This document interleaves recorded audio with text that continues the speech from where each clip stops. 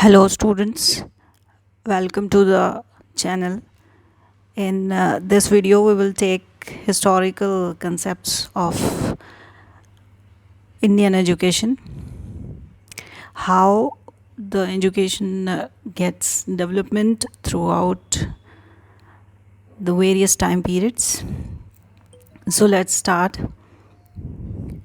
So, before starting the historical perspective of Indian education, we will go through that what is education and why it is essential to study the historical perspective of the education system. So, first question is what is education? So, we will define it. Education is a dependent variable, which means it is connected with various other variables like historical, cultural, social, political, psychological, philosophical, and many more. So they are interconnected, which clearly shows that they develop simultaneously. They put an impact on each other. They get impacted by others, and they also put impact on others. So education cannot be run in a vacuum, which means that it needs various other concepts to grow, to develop in a society. So this is the basic small introduction of definition of education. Now next point is next question which we discussed, the why we have to read the historical perspective of our education system. So for this, the answer will be the history teaches us to critically examine the fundamental parts of our education system, and it teaches us how the transformation of the society takes place. And by knowing the history of the education, we come to know that what are the milestones which we achieve in the past, and what are the needs of our society which should be fulfilled by the education. So in short, we can say that history enables a teacher or a student or a person to go across the many generations and come up with flying colors. So this is the reason we have to study the historical concepts of the education. Now, history of our education system is divided into three broad parts. First one is ancient education. Ancient education takes place from 5000 BC, or it's also called the Vedic education. Second one is medieval education, or it can also be called the post-Vedic period. Third one is the modern education from 1600 AD to 1947 till independence. And last one is the present education, we can say from 47 to till now. After independence, it can also be said. So in this slide, in this video, we will take the ancient education, which started with the ancient Indian education. Ancient Indian education was based on Indian philosophical traditions,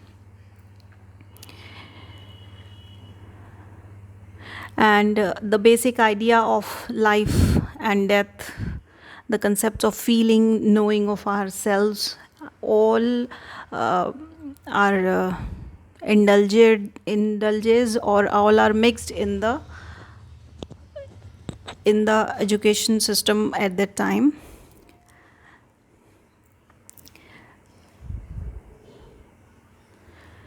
The ultimate aim of the education at this time period was to control the mental activities of the human beings with the so-called concrete word. So education at that time wants to make a balance between the mental activities and the so-called concrete activities of the world. So it works as a bridge in order to connect the mental full freshness and the materialistic activities of the world. Moving on further, we can say that the features, what are the features of ancient education system? Features of Indian ancient education was, first one is knowledge related to life. At the time period, through education, one effort was done to make students more capable of experiencing the supreme truth and mold the society accordingly, which means the students feel the spiritual upliftment through the ways shown by the teachers, and by knowing that uplifted spiritual truth, they come up with a refined personality, and they, after achieving this, they try to mold the society accordingly. This was one of the feature of the ancient education. Second feature, the education resulted in all-round development. At that time period, education put in a focus on the all-round development of the students.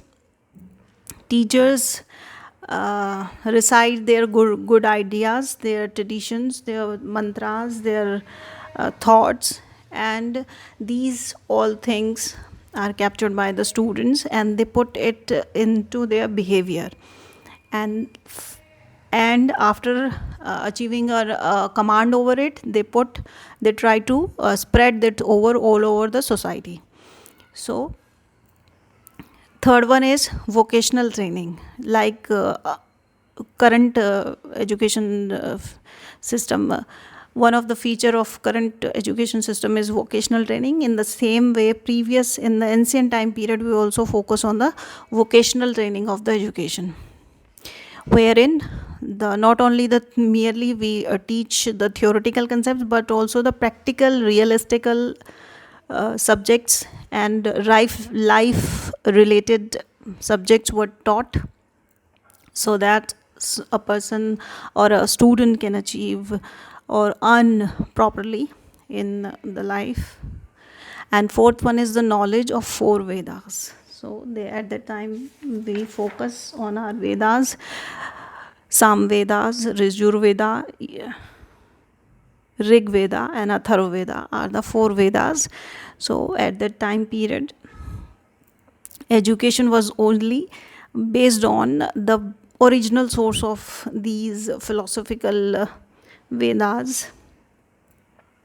So all the characteristics of these 4 Vedas are put in together in the education, and this was tried to give to the students through the oral presentation of the teachers.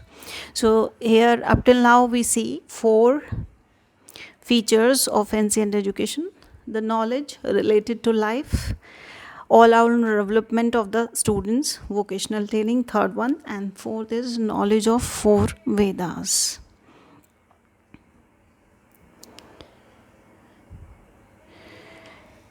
Now moving further, what should be the curriculum? Today we put more focus on our curriculum. So curriculum plays an important role in the education system. So we will see what was the curriculum of Vedic education. So first, at the time period, no particular or specific curriculum was followed, yet we follow some concepts like the mode of teaching was oral or vocal. Only the teacher enchanted the mantras, and students follow it and they repeat afterwards the teachers.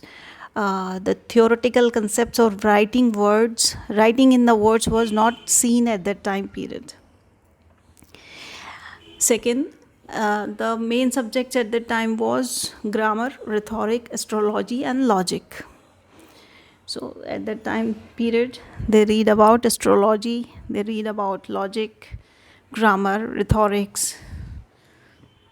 These were the subjects during this time period. Next, the study of logic occupies a specific place because the knowledge of another other subject was tested on its basis. So सारे subjects जितने भी थे,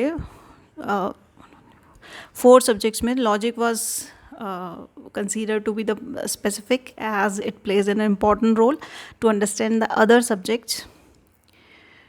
Next, the debate and discussions were organized for training in logic. So in order to enhance their logic capabilities, debates and discussions were organized at that time period.